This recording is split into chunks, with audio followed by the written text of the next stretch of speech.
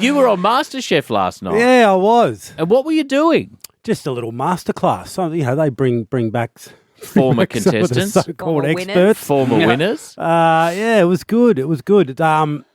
Intimidating.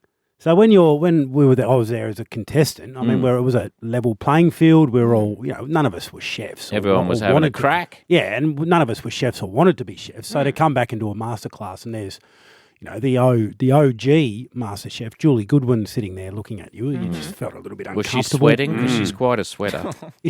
I Okay. wouldn't have described her as a sweater. We can leave that there. A lovely lady is probably what I would have gone Yeah, with. she is a lovely lady. But Yeah.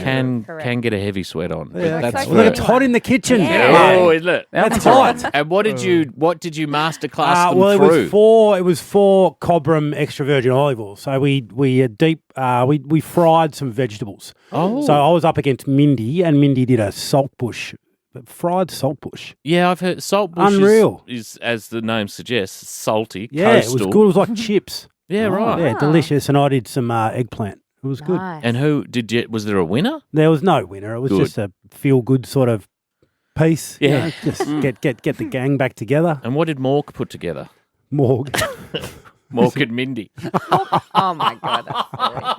I don't get. Yeah, well, of course you don't get it because you're 9. Yeah, she did the saltbush. I said, go Mork. Good What do stuff. you like this weekend? Where are you at? Well, it's bye but round. Before we get to games, Yes, what did you please. think of the AFL coming out and apologising? I liked it. You liked it? I thought the lawyer was a bit out of line calling Lance Franklin it a coward. was. That whole setup to me looked like they'd been watching the Johnny Depp Amber Heard trial. Do you Yeah. reckon he just Yeah. started improvising and got ahead of No, himself? it sounded rehearsed to me. I don't like They it. were rehearsed lines, and the same with the Sydney legal With counsel. he should be at the saying, Logies, not what's the Brownlow. this? Since when did it become about attacking Yes. players from a personal point of view? Yeah, Yeah. good call. Yeah, he I hated it. He stepped right out of his lane Yeah. there. It's, You're absolutely right. So I think the apology was absolutely necessary Yeah. from the AFL, and I think Trent Cotchin should get one as well from the Sydney Legal Council. For That the was pretty- Logies For the gig. Logies gag. Yeah. Didn't really paint the Logies in a good light either, did it? No, well, it's hard to paint the Logies. You ever been in a along good to the light. Logies? No, I've never gone. They should get apologise to the Logies as well. Will you get a gig this year with I your... was invited this year. And what couldn't just- make it. Yeah. Yeah. What, sticking pins in your eye that night? Or Yeah, Oh. hammering a nail through the Okay. that night. Have you been to the tribunal, Nick, to represent yourself? Well, I didn't represent myself, but I've been. You've been as- Yeah, I went. There was a big melee we had against the Western Bulldogs. Yeah.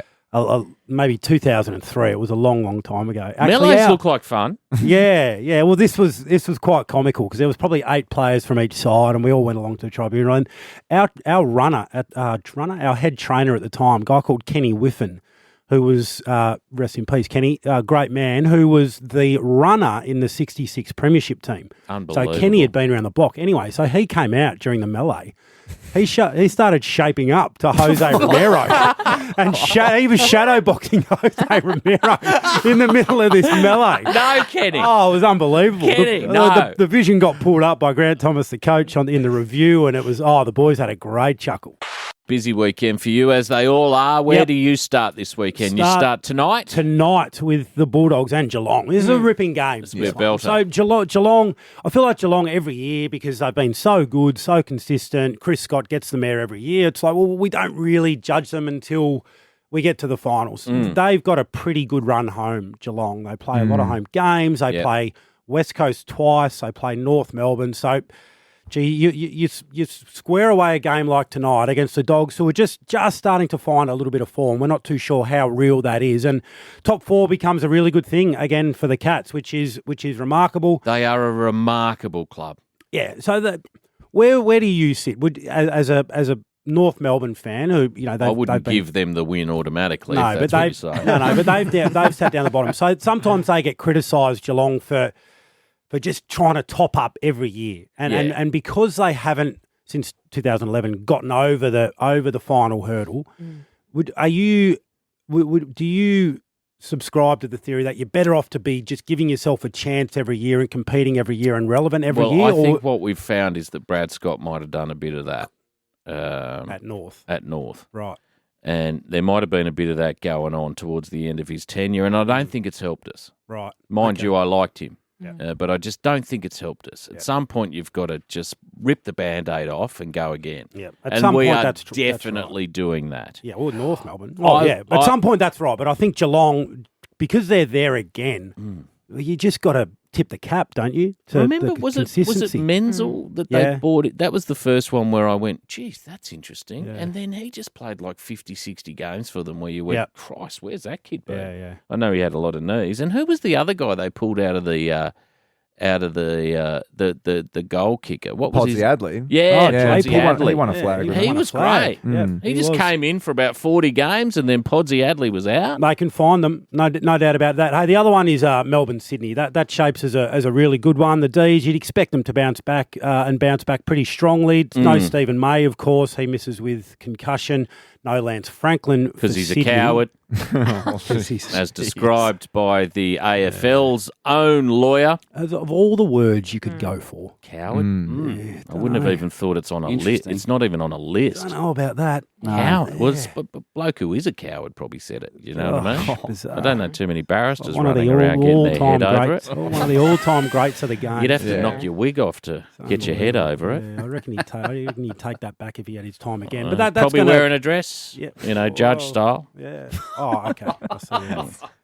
Yeah. Then Back to might the just footy. Back to the move, footy, Nick. Don't right worry along about on me. that one. Don't worry about me. Hawthorn and Collingwood at the MCG. So traditional time slot, 2:10. The Hawks are up and about. Collingwood are up and about. Two new coaches. So you couldn't probably get more contrasting styles from the way these two teams have gone about it in previous years to the way they're going about it now. We had Taylor Adams on the couch on Monday night, and he just spoke about the freedom with which the Collingwood boys are playing now, and you can see it. You can see it out on the field. So two awesome wins the last 2 weeks for the Pies against Fremantle over there and against Carlton, who a lot of hype about the Blues this year, and rightfully so. So they're playing some sneaky good footy, the Pies. A few weeks ago, we were talking to Scott Pendlebury about Steele's side bottom, and he said, you wouldn't believe the engine on this bloke. Have a look at him run. And I have since done that and watched the amount of ground that bloke covers. He is crucial to that, to their structure. He is. He is everywhere, that bloke. And he's smart. So when you have that combination of ability and endurance, and you combine it with the smart, so still side bottom in the third quarter, a lot of players, particularly on the wing, you want to get sucked into the ball because you want to go and find it. But just the discipline from Steel side bottom to really hold his width. He just tracks. He stood right out on the far side of that Shane Warne stand wing in that third quarter, and the ball just kept coming out to him, and he kept using it obviously really well. That's what he's been really well known for throughout his career. So he was fantastic. And then Fremantle Brisbane, second v third. Does this pique your interest at all, Marty? Look, I probably won't have a look at it. I'm not going to lie. Oh. Because I know Will update me on Monday morning first thing. I'll get the full Brisbane rundown from Will. It's the best defensive team against the best offensive team. So Fremantle, very, very stingy, coming off the big win against the Demons last week. It was, of course, the week before that when Justin Longmuir came out and saying we got ahead of ourselves. What things do you think he might have done this week to just Fife's coming back through the waffle, isn't stave he? off that complacency? That's a good start, isn't it? Did you ever do that? How many times do you reckon you played in VFL? I never came back through the VFL, Marty. Did you get really dropped? roll that way, Did to you be get honest. dropped? No, you're injured. Injured. Long-term injury came straight back in. When I first started, though, I played VFL reserves. Wow. Yeah. Who didn't know about you? As a number one draft pick. Yeah, VFL 2s. What in hell? Wow. Yeah, that's Who for? for Springvale. I don't think so, mate. Springvale. I did. Who kept you out of the ones? I don't know at the time. Malcolm Blight was the coach. So I went Springvale 1s. Actually had 5 coaches in 5 consecutive games of footy. Oh my God, it played sounds like Southport, program directors here. Southport. Shout out. Who's on today? Who knows, mate? Oh, good luck. Someone out Hope there. you're here on Monday. Tell us what they think. Southport, and then got drafted. Then injured, came back Springvale reserves. The next week, Springvale seniors.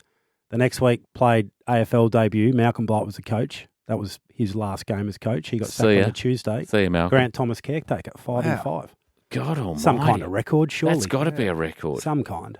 Yeah. What an amazing career you've put together. Yeah. Oh, thanks, mate. Yeah, we can sit here and go through it all day. And What are you doing oh, after mate, 9 o'clock? I'm following you around. Let's go hang. Oh my God, Marty, you're in. Can Loz come? She'd love to come. I'd love to come. Where's Noni today? He's at home. It's winter. He gets tired and cold. Okay, that's fair enough. Don't worry about Loz. She's fully booked this weekend. Believe me, we've all lived through it. Flight cancellation, 7 kilos. Is it enough? Don't worry about 7 kilos. I want to get there. See you next week, Nick. See you. Thanks for joining us.